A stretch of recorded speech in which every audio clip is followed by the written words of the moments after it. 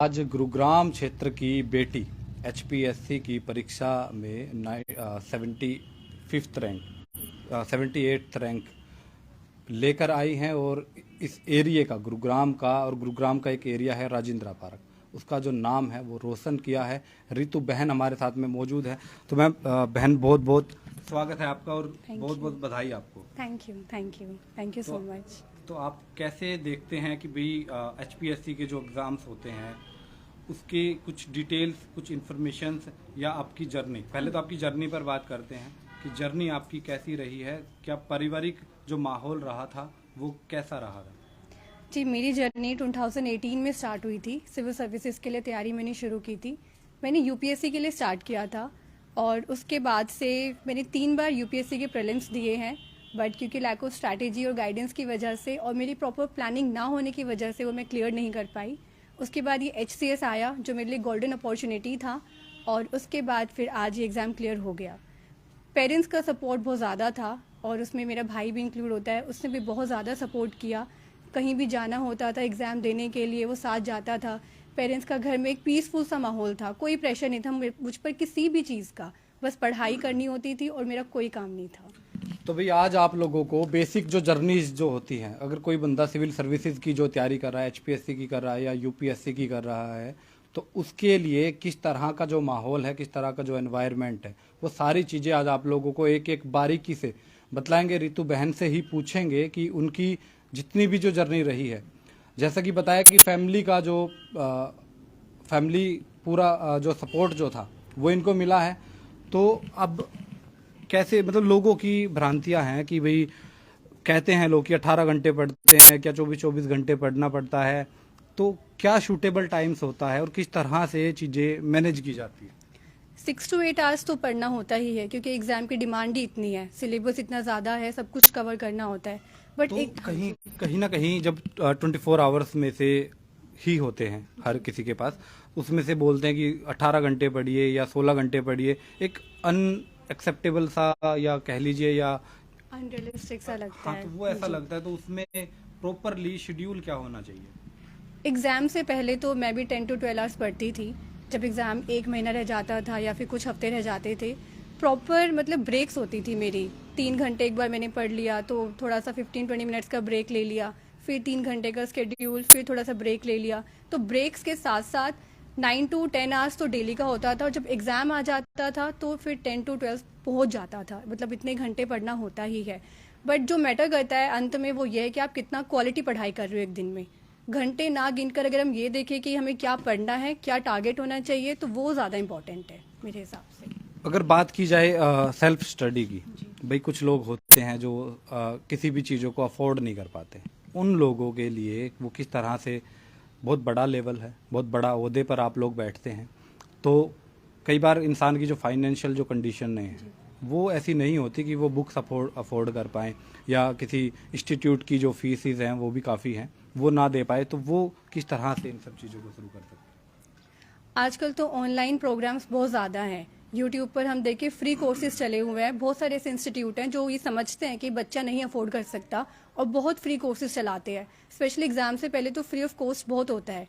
उसके अलावा बुक्स जो हैं वो एक बार खरीदना तो पड़ेगा थोड़ा बहुत क्योंकि रिसोर्स होना चाहिए। बट उसके बाद एक बार आप बुक खरीद लेते हो तो सब कुछ ऑनलाइन आप आराम से कर लेते हो। बाकी अगर उनको लगता है कि कोचिंग लेना ज़रूरी है तो उतना ज़रूरी नहीं है आज के टाइम में, क्योंकि ऑनलाइन यूट्यूब पर सब कुछ अवेलेबल है, ऐसा तो मुझे मतलब आप लगता है। कह सकते हैं कि एक नॉर्मल बंदा घर से सेल्फ स्टडी करके भी परीक्षाओं को पास, तो क्या इसमें ऐसा अटेम्प्ट जब आपने किया था उसमें क्या पिछले साल के कुछ एग्जाम्स जो थे उनको रीड किया या ऐसा कुछ? जी, पीवाईक्यूज जो प्रीवियस ईयर पेपर होते हैं वो बेहद ज़रूरी हैं। उससे पता चल जाता है कि पैटर्न क्या है एग्ज़ाम का, क्योंकि अब इस साल जैसे एचपीएससी का पैटर्न काफ़ी चेंज हुआ था, नया पैटर्न था और इससे पहले उतना टफ पेपर भी नहीं आता था। बट क्योंकि यूपीएससी की मैंने पढ़ाई की थी तो वो एक एज मुझे मिली थी पेपर में, थोड़ा सा आसान हो गया था। बाकी पीवाईक्यूज बहुत ज़रूरी है और उसी के साथ साथ सिलेबस देखना बहुत ज़रूरी है। तो इसमें अगर नोट्स की बात की जाए या बुक्स की बात की जाए, तो कौन सी बुक्स अच्छी होती हैं, किफ़ायती होती हैं, किन बुक्स के जरिए आप आपका मतलब इसको जी, पूरा कर सकते कुछ बेसिक बुक्स हैं जैसे पॉलिटी की लक्ष्मीकांत हो गई, एनसीईआरटी सबसे पहले, सबसे ज़्यादा इंपॉर्टेंट तो एनसीईआरटीज़ हैं। 6 to 12th में सारी तो नहीं पढ़नी होती सब सब्जेक्ट्स की, कुछ कुछ पढ़नी होती है। और ऑनलाइन यूट्यूब पर काफ़ी वीडियोज़ हैं जहाँ पे क्लियर हमें पता चल जाता है कि क्या क्या पढ़ना है। बट कुछ स्टैंडर्ड बुक्स जैसे पॉलिटी की लक्ष्मीकांत है, मॉडर्न हिस्ट्री की स्पेक्ट्रम है, उसके बाद ज्योग्राफी की तो बस एनसीईआरटी काफ़ी है। साइंस एंड टेक्नोलॉजी हम न्यूज़पेपर से कवर कर सकते हैं। इकोनॉमिक्स भी हम 12th क्लास की एनसीईआरटी पढ़कर भी मतलब काफ़ी हद तक वो कॉन्सेप्ट्स क्लियर हो जाते हैं। और उसके अलावा जैसे कि ज्योग्राफी है, इकोनॉमिक्स की हमने बात कर ली, एनवायरनमेंट भी न्यूज़पेपर से कवर हो जाता है। तो बुक्स के साथ साथ न्यूज़पेपर का सबसे इम्पोर्टेंट रोल है इस तो पढ़ाई मानते हैं में। कि रूटीन में न्यूज़पेपर्स को पढ़ना उतना ही आपके लिए फ़ायदेमंद होता है? हाँ जी, न्यूज़पेपर ज़रूरी है। न्यूज़पेपर क्योंकि इस एग्ज़ाम में करंट अफेयर्स पूछा ही जाता है और विदाउट न्यूज़पेपर हम करंट अफेयर्स नहीं कर सकते। तो न्यूज़पेपर डेली पढ़ना ज़रूरी है। अगर इसमें हम आगे प्रोसेस की अगर हम बात करें तो इसमें आगे के लिए मतलब कोई भी इंसान है तो वो कैसे इन सब चीज़ों को देखेगा आगे जाके कि भाई 12th में किस हिसाब से वो पढ़ा है, क्या उसकी फील्ड रही है, या ग्रेजुएशन में उसने क्या कुछ लिया है, उसमें क्या फील्ड रही है, क्या मार्क्स भी मैटर करते हैं कि कितने नंबर्स उनके आए हैं नहीं, 12th नहीं। में या ग्रेजुएशन में? नहीं नहीं, कुछ 33% मुझे क्लियर नहीं है। मार्क्स इतने मैटर नहीं करते हैं। आप कॉलेज अगर आपने पास भी कर लिया है, आपने स्कूल भी पास कर लिया, उतना काफ़ी है। मार्क्स नहीं मैटर करते। जो सबसे इम्पोर्टेंट है कि जो आपने स्ट्रीम पूछा है कि 12th में बच्चों ने क्या स्ट्रीम लिया, वो भी मैटर नहीं करती। आप किसी भी स्ट्रीम के हो, चाहे आप आर्ट्स के हो या फिर साइंस बैकग्राउंड के हो या फिर मेडिकल के हो, हर स्ट्रीम से बच्चे निकाल रहे हैं। इंजीनियर्स हो, डॉक्टर्स हो, नॉर्मल जिन्होंने डिग्री की हुई है, हर स्ट्रीम से बच्चे निकाल रहे हैं। एक ये थोड़ा सा मिसकंसेप्शन है कि अब ह्यूमैनिटीज़ ही लेना चाहिए, आर्ट्स ही लेना चाहिए तो ही बच्चा निकाल सकता है। नहीं, ऐसा ज़रूरी नहीं है। कोई भी स्ट्रीम हो, अगर आपका ये एम है तो आप किसी भी स्ट्रीम को करके फिर आप इस एम के पीछे अपना लग सकते हैं। तो किसी भी स्ट्रीम से आप जाओगे तो ऐसा कोई ड्रॉबैक नहीं है किसी भी स्ट्रीम का। आप एक महिला हैं, कहीं ना कहीं लड़कियों को आज भी ऐसा है हमारे देश में कि उनको एक अलग तरीके से देखा जाता है। उनकी अगर एजुकेशन की बात की जाए तो कुछ पेरेंट्स ऐसे भी है जो उन पर आपत्तियां डालते हैं कि भाई आपको बाहर नहीं जाना, आपको ये नहीं करना, आपको वो नहीं करना, बहुत सारी पाबंदियां जो है वो उन पर होती है। तो उनके लिए क्या कुछ कहना चाहेंगे आप, और किस तरह आप इस पर आगे जाके जब आप आपकी पोजीशन पे बैठेंगे क्या करेंगे आप उन सब चीज़ों जी बिल्कुल बिल्कुल, आपने बिल्कुल ठीक बोला है। पाबंदियाँ, रिस्ट्रिक्शंस बहुत ज़्यादा हैं। सबसे इम्पॉर्टेंट है लोगों को अवेयर करना, और अवेयरनेस के लिए सरकार ने बहुत कुछ किया है ताकि पेरेंट्स भी अवेयर हों, बच्चे भी अवेयर हों कि कितना ज़रूरी है पढ़ना और अपने पैरों पे खड़ा होना। तो मेरी अगर ये कोशिश, अगर मुझे विमेन एम्पावरमेंट के लिए कुछ करना होगा तो सबसे पहले तो उनको अवेयर करो, जो भी उनके राइट्स हैं उनको पता चले, क्योंकि फाइनेंशियल इंडिपेंडेंट एक लड़की के लिए होना बेहद ज़रूरी है। जी। उसके बाद जब क्या आप उनको कुछ मैसेजेस, जैसे कि अब आगे जाएंगे वो महिलाओं की अगर बात सशक्तिकरण की हम बात करें तो उसमें नारी जो है वो हमारी एक तरह से ये कह लीजिए कि भाई वो उनका वो पूरा बेस वो नहीं बना पाते, उसके लिए क्या कुछ भविष्य में कुछ काम होंगे? पूरा बेस पढ़ाई में या उनका जो करियर वो डिसाइड नहीं कर पाते? जी जी जी जी हाँ, ये एक थोड़ा सा होता है कि हमें पता ही नहीं होता कि हमें आगे जाके करना क्या है। तो यहाँ पे वही गाइडेंस सबसे इम्पोर्टेंट है। जो भी जिस भी फील्ड में जाना चाहता है, फॉर एग्जांपल किसी भी एक लड़की को अगर सिविल सर्वेंट बनना है तो वो सिविल सर्वेंट कोशिश हो कि उन लोगों से मिले, उनके वीडियोस देखे, उन उस चीज़ के बारे में ज़्यादा से ज़्यादा नॉलेज वो इकट्ठी करे, तो वो हेल्प करता है। जैसे मेरी भी जर्नी ऐसे ही रहा था, कोई घर में तो है नहीं जो मुझे गाइड कर सकता था, तो यूट्यूब पर देखना, टॉपर्स की वीडियोस देखना, जो बने हैं उनसे मिलना, कोशिश करना, क्योंकि ऐसे तो नहीं मिल सकते बट कोशिश करके मिलना, उनसे गाइडेंस लेना, इस तरीके से ही सब कुछ होता है। अगर किसी को स्पोर्ट्स में जाना है तो स्पोर्ट्स पर्सनालिटीज़ को देखना, उनको सुनना, वैसे ही गाइडेंस मिलती है। तो आपका ये कौन सा अटेम्प्ट रहा है कि आपने पहले ही अटेम्प्ट में इन सब चीज़ों को लिया? जी, HCS में पहला है और यूपीएससी के मैंने 3 दिए हैं। यूपीएससी में 3 बार आप बैठ चुके, तो आपको शायद पूरा पता होगा कि उसका जो एक सर्कल जो है वो क्या होता है। भाई अभी हम बात करते हैं कि फैमिली सपोर्ट की अगर बात करें तो आंटी और अंकल हमारे साथ में, आंटी बैठी हुई हैं, अंकल तो आंटी से बात करते हैं कि भाई उनको कैसा लग रहा है कि भाई बेटी जो है वो अब आगे हरियाणा की बागडोर संभालेंगी और बहुत अच्छे जो भी सपोर्ट करना चाहिए। नमस्ते। तो कैसा लग रहा है आंटी आपको? बहुत ही अच्छा लग रहा है। आपकी बेटी जो है मतलब हरियाणा की एक रेपुटेटेड पर्सन जो है वो बन चुकी है। भाई ये खुशी का ठिकाना है, खुशी का ठिकाना। देखो इसकी मेहनत है जी। हमने तो इतनी कोई ज्यादा गाइडलाइंस भी नहीं करी, क्योंकि मैं तो हाउस वाइफ हूँ, मैं इतना ज्यादा समझती भी नहीं थी। बाकी इसने जब मेरे को जहाँ भी इसने कहा मेरे को वहाँ चलना है, ये करना है, मैंने हमेशा इसका साथ दिया। कभी मैंने मना नहीं की, किसी से मिलना है या कोई चीज लानी है मेरे लिए, हमेशा मैं इसके साथ खड़ी रही। आंटी, उन माँ या बाप जो पेरेंट्स जो होते हैं उनके लिए क्या कुछ कहना चाहेंगे जो अपने बच्चों के सपनों को कुचल देते हैं या उनकी सपोर्ट प्रॉपर नहीं कर पाते? मैं तो यही कहना चाहूंगा, अगर बच्चा करना चाहता है तो उसके साथ खड़े रहो, उसका हर कदम पे साथ दो। आंटी, कहीं ना कहीं रितु बहन मैं आपसे पूछूं, कहीं ना कहीं बेटियों को रोका जाता है कि भाई आपको ये नहीं करना, आप ज़्यादा पढ़ोगे तो ये हो जाएगा, वो हो जाएगा। मतलब इंसान की मेंटलिटी इस हद तक डैमेज, कहेंगे कि डैमेज हो चुकी है जी। तो उसको कैसे विकसित किया जाए? देखो, किसी का माइंडसेट चेंज करना तो बहुत मुश्किल है। वो तभी होगा जब उनके फैमिली में कोई लड़की कुछ अच्छा करती है, तब जाके चीज़ें चेंज होती है। बट बेहद ज़रूरी है कि माइंडसेट चेंज हो। हर कोई इंडिविजुअल है, हर किसी के पास उसका खुद का राइट है पढ़ने का, कुछ बनने का। तो बस एक सोसाइटी और फैमिली, इनका सपोर्ट बहुत ज़रूरी है।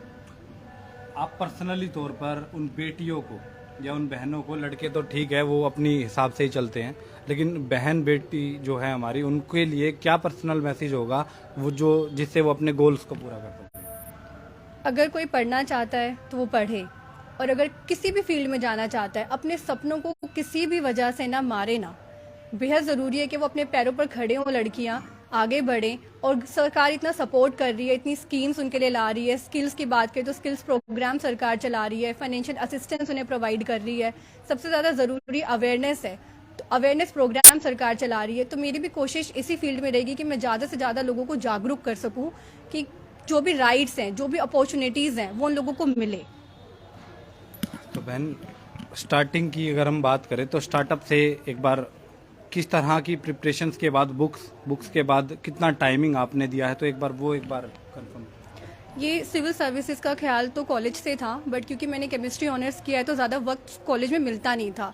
तो ये आफ्टर ग्रेजुएशन मैंने फुल फ्लेजेड तैयारी शुरू की थी। मैंने किसको देखकर आपको लगा कि यूपीएससी आपको करना चाहिए? किसी को भी देख कर नहीं, ये मतलब सेल्फ एक था कि मतलब सुना था इस चीज़ के बारे में कि सिविल सर्विसेज कुछ होता है, आईएएस आईपीएस होते हैं, तो वो सुनकर किसी को देखा ही नहीं। सबसे मतलब अपने आप ही ये था कि कुछ करना है।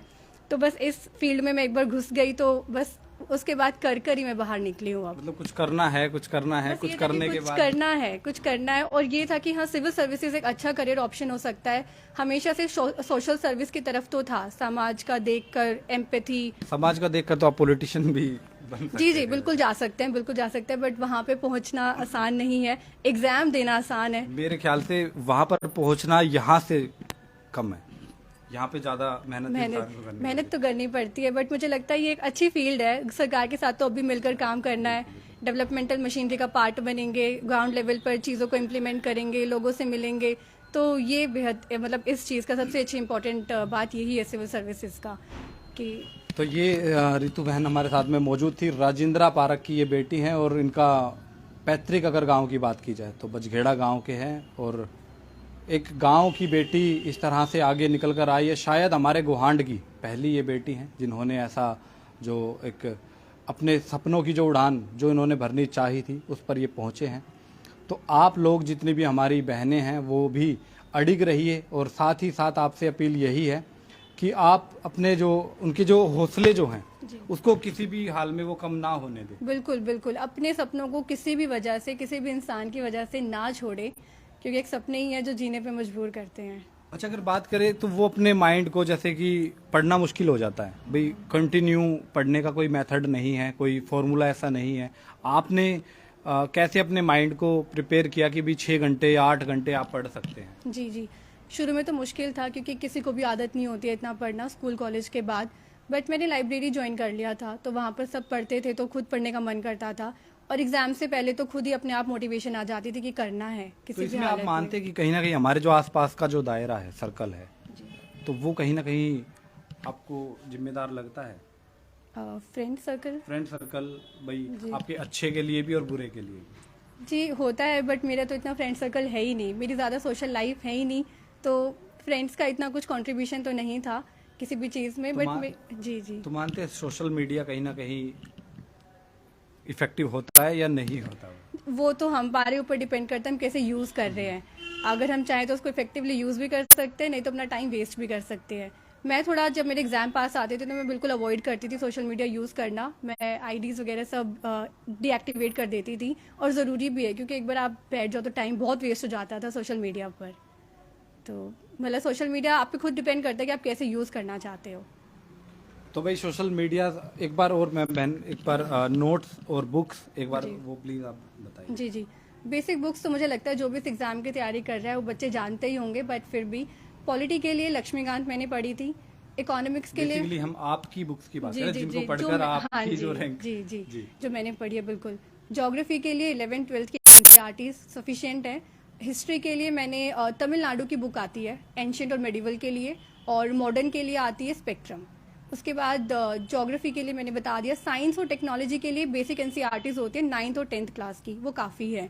एनवायरनमेंट हुआ, उसके अलावा कुछ हमारे सोसाइटी का पोर्शन होता है, गवर्नेंस होता है, ये न्यूज़पेपर से कवर हो जाते हैं, या कुछ कोचिंग का मटेरियल होता है, विजन आईएएस हो गया, इनके नोट्स आते हैं बने बनाए, वो काफ़ी हेल्पफुल होते हैं।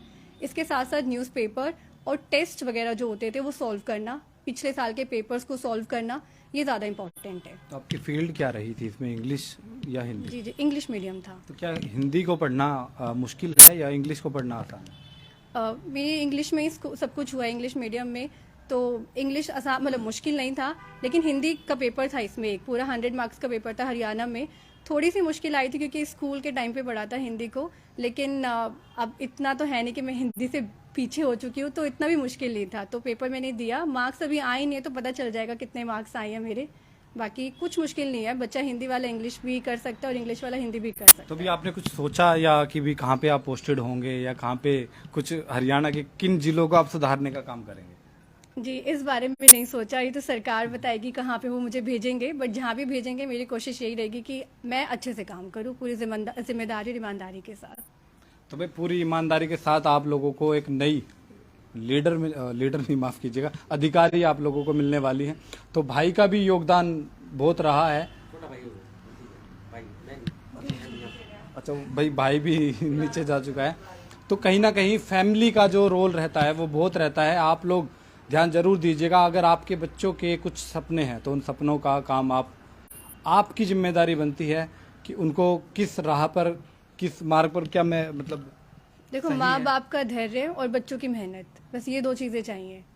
क्या आपको लगता है कि इस फील्ड में किसी फाइनेंशियली स्ट्रोंग होना जरूरी है या ऐसा कुछ? नहीं, ऐसे बहुत सारे टॉपर्स हैं, बहुत सारे एग्जाम्पल्स हैं जो इतनी अच्छी फैमिली से नहीं आते हैं, फिर भी उन्होंने एग्जाम को क्लियर कर बहुत अच्छी रैंक ली है। तो फाइनेंशियली स्ट्रोंग होना इतना बेहद ज़रूरी नहीं है। बस आप अगर डिटरमिन्ड हो कि मुझे करना है, मैं यही करना चाहता हूँ, तो आप बिल्कुल कर पाओगे, क्योंकि जैसे मैंने बताया सब चीज़ें ऑनलाइन हैं और इंटरनेट का कनेक्शन आज किसके पास नहीं है, सबके पास है। तो भाई आप भी जो है वो, ये छोटे भाई आए हैं, एक बार भाई इधर आओ, एक बार आ जाओ। नाम बताओ आप। मोहित बंसीवाल। तो मोहित भाई, आपको क्या लगा कि भाई कैसे आपने सपोर्ट किया? सपोर्ट ये है बस, बुक वगैरह लानी, ले जाना, छोड़ना, एग्जाम यही सेंटर तक छोड़ना। हाँ, जो इसने कहा वो सब करा है बस।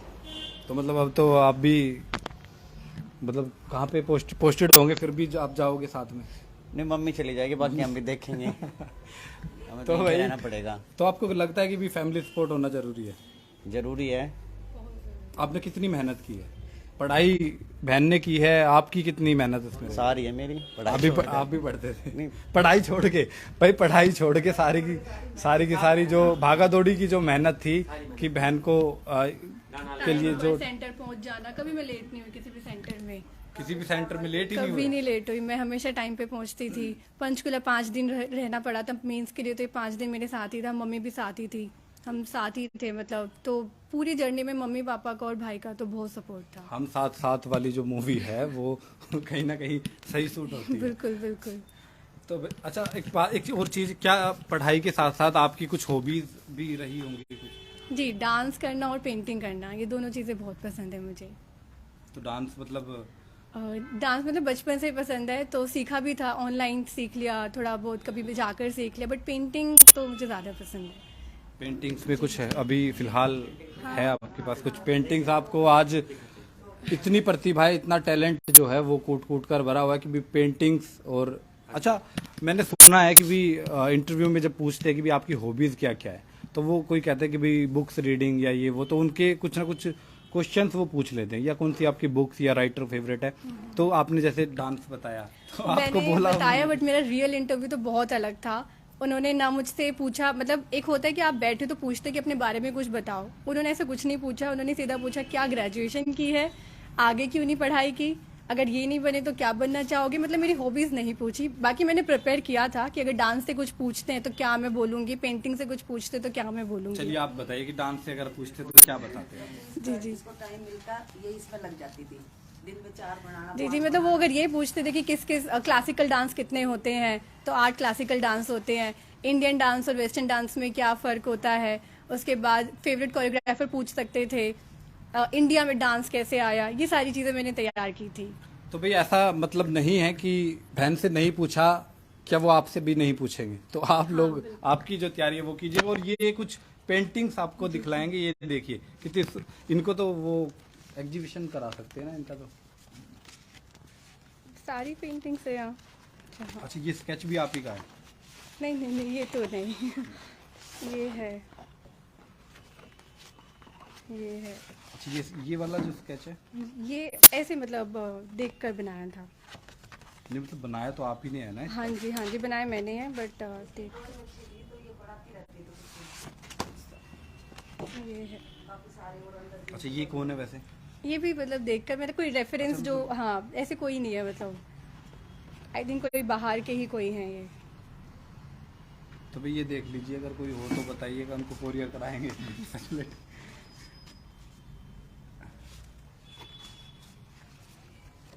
अच्छा, ये कई बार ना इंसान पढ़ते पढ़ते बोर हो जाता है, तो क्या उसी का एक पार्ट था ये? जी, ये उसी का पार्ट भी था, एक स्ट्रेस थोड़ा सा बस्ट अपने करने माइंड के को थोड़ा सा लिए, डाइवर्ट डाइवर्ट करने के लिए। बिल्कुल बिल्कुल, हॉबीज इसीलिए होती है ताकि हम थोड़ा रिफ्रेश हो सकें और फिर दोबारा से मेहनत कर सकें। तो ये उसी का पार्ट था। जब भी मेरा मन नहीं होता था पढ़ने का तो पेंटिंग कर लेती थी। तो पढ़ने का सही टाइम है क्या? सुबह में या शाम में या दोपहर में या रात में? ये भी देखो अगेन डिपेंड करता है बच्चों पर ही। मेरे लिए सुबह का टाइम ज़्यादा अच्छा रहता था। मैं रात को सो जाती थी और सुबह में उठ जाती थी अराउंड 5 और 6, और उसके बाद फिर कॉन्टिन्यूसली शाम तक बीच बीच में ब्रेक्स होते रहते थे, पढ़ती रहती थी। और हाँ जी, तो पढ़ना जरूरी है, टाइम मैटर नहीं करता। टाइम कौन सा, हाँ किस टाइम पे पढ़ना है ये तो खुद हमें डिसाइड करना पड़ेगा। बाकी पढ़ना ज़रूरी है, वो आप खुद डिसाइड करो किस टाइम पे आपको पढ़ना है। तो ये कुछ पेंटिंग्स भाई आप लोगों ने देखी हैं, और ये कितनी सुंदर सुंदर जो पेंटिंग्स हैं वो आप देखिएगा बखूबी, बहुत अच्छी और बहुत अद्भुत। कितनी कितनी टोटल कितनी सारी पेंटिंग्स है ये? मैंने काउंट नहीं किया बट काफ़ी ज़्यादा है। भी काफ़ी ज़्यादा जो पेंटिंग्स है वो ये है, आप लोगों को दिख भी रही होगी। कुछ तो वैसे भी ऐसे इतनी अच्छी नहीं है। तो ये कुछ चीज़ें ऐसी थी जो कि आपके जो माइंड मतलब उसको रिफ्रेश करने के लिए आपने ये किया। उसके अलावा कुछ हॉबीज के अलावा कुछ और भी, बाहर घूमना, दोस्तों के साथ रहना, या पार्टी या शादी एंजॉय करना, तो ऐसा? नहीं, मतलब ज़्यादा सोशल सर्कल तो नहीं है मेरा, फ्रेंड्स से ज़्यादा घूमना नहीं होता। तो फैमिली सर्कल में आपकी शादियाँ? फैमिली सर्कल में फैमिली के कुछ फंक्शंस अटेंड कर लिए, और फिर दोस्त भी मेरे सारे सेटल्ड है तो फिर उनको भी टाइम नहीं होता था कि मैं उनसे मिल सकूं। बट हाँ, मेरे साथ में मतलब जॉइंट फैमिली ही है, तो उनके घर चले जाना, वो इधर आ जाना, तो इस तरीके से मतलब आपने प्रेशर लेकर इन सब चीज़ों को नहीं किया कि भाई ज़्यादा प्रेशर कि भाई नहीं मेरे को इस शादी में नहीं जाना, उसके फंक्शन पे नहीं जाना? हाँ, फैमिली फंक्शंस में अटेंड करती थी वहाँ, क्योंकि और उसके अलावा मैं जाती नहीं थी कहीं, तो फैमिली फंक्शंस अटेंड करना तो एक मस्ट था कि यार कहीं तो जाऊंगी। अच्छा, इसी टाइमिंग के दौरान क्या आपने कभी अपनी जो एक बेसिक जो स्टडी की जो रूटीन थी, क्या उसको बंक किया आपने कभी? बहुत बार ऐसा हुआ है, बहुत बार हुआ है। कंसिस्टेंट मैं इतनी रही नहीं हूँ। ये तो जब एग्ज़ाम आता था तब मैं बहुत ज़्यादा, मतलब तब मैं कहीं नहीं जाती थी। मतलब एग्ज़ाम से 2-3 महीने तो अपने रूम में ही रहना और वहीं पढ़ना है। बट उससे पहले पूरा साल तो हम ऐसे नहीं पढ़ सकते। पूरे साल में तो आते थे दिन जो आपको फ्री भी रहना पड़ेगा। स्कूल तो बंक नहीं किया होगा आपने, लेकिन बेसिकली कॉलेज की अगर बात करें तो कॉलेज की कुछ लेक्चर्स आपने बंक किया हो? हाँ, मतलब कोई अगर लगता था कि ये मैं खुद कर लूँगी क्लास, तो वो मैंने जैसे बंक कर लिया और इस तरीके से कॉलेज लाइफ में। तो मतलब बहुत अच्छे से आपने लाइफ को जिया है। और तो कहीं ना कहीं बात ये है कि भी आप लोग बर्डन लेकर कोई भी काम ना हाँ, करें। पढ़ाई जरूरी है बट उसके साथ साथ मतलब लाइफ की और चीजें भी जरूरी है। मतलब ऐसा ना हो कि भी आप किसी प्रेशर में आकर डिप्रेस्ड हो जाओ, नहीं, नहीं, पढ़ते नहीं। रहो पढ़ते रहो नहीं। पढ़ते रहो। प्रेशर फील होता है क्योंकि ये इतना डिफिकल्ट सा एग्जाम है, आसान नहीं है। प्रेशर तो जरूर फील होगा, लेकिन कोई ना कोई आपकी हॉबी होगी, आपके दोस्त होंगे जिनके साथ आप बात कर सकते हो, तो वहां से फिर रिफ्रेश हो जाना, मोटिवेट हो जाना, ये जरूरी है। ये सबको अपना ढूंढना पड़ेगा कि उनको क्या चीज रिफ्रेश कर सकती है। कभी ऐसा ख्याल मन में आया हो कि भी नहीं यार छोड़ देते हैं?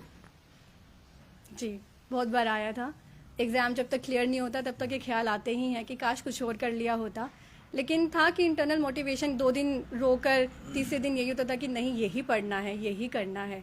तो वो एक इंटरनल मोटिवेशन था कि अगर मैं 2 दिन में नहीं भी पढ़ रही हूँ कि मुझे नहीं करना, बट थर्ड डे अपने आप ही कि इसके अलावा मेरे पास है कुछ भी नहीं और यही है जो मुझे करना है। मतलब ना ही कुछ खोने के लिए ना कुछ पाने के लिए, जी, जो यही भी था, करना है यहीं पे इसी में करना करना है, बिल्कुल। है। तो ये आप लोगों ने बहुत ही एक अच्छा और पूरी तरह से, जिसको भी एचपीएससी या यूपीएससी की हम बात करें, यूपीएससी के 2 बार अटेम्प्ट आपने दिए हैं, जी, जी। तो उसमें क्या कठिनाई या क्या आई या किस तरह से क्वालिफाइड नहीं हो पाया? जी, प्लानिंग मुझे लगता है मेरी ज़्यादा प्रॉपर प्लानिंग नहीं थी। प्लस यूपीएससी का पेपर को सॉल्व करने का तरीका होता है, पढ़ने का भी तरीका होता है। तो ये चीज़ें मुझे मतलब अब तो फिर भी समझ आ गई हैं, बट अभी 1-2 साल पहले समझ ही नहीं थी कि कैसे पेपर देते हैं। तो एक गाइडेंस मुझे लगता है बेहद ज़रूरी है यूपीएससी एग्ज़ाम को अगर क्लियर करना है तो, और गाइडेंस मेरे पास थी नहीं। कोचिंग्स आपने कहाँ से ली? कोचिंग मैंने दिल्ली से ही लिया है, वाजीराम से मैंने ली थी।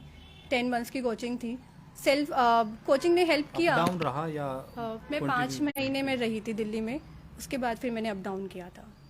डेली? हाँ, 5 मंथ्स मैंने अप डाउन किया था। मैं 5 मंथ्स मैंने स्टे किया था। तो उसमें स्टे आपने यूनिवर्सिटी जो नहीं, इंस्टीट्यूट है उसके पीजीज अंदर या वगैरह, PGs वगैरह? पीजीज थे। तो ये एक बेसिकली पूरी की पूरी जो जर्नी है वो रही है रितु बहन की। तो आप लोगों से उम्मीद है कि वीडियो आप लोगों को अच्छा लगेगा, और जिस भी इंसान को एचपीएससी या यूपीएससी क्लियर करना है वो इस वीडियो को ज़रूर देखिएगा। और आगे भी आप लोगों की जो बातचीत जो है वो कोशिश करेंगे कि आज आगे भी बहन से हमारी बातचीत होती रहे। धन्यवाद।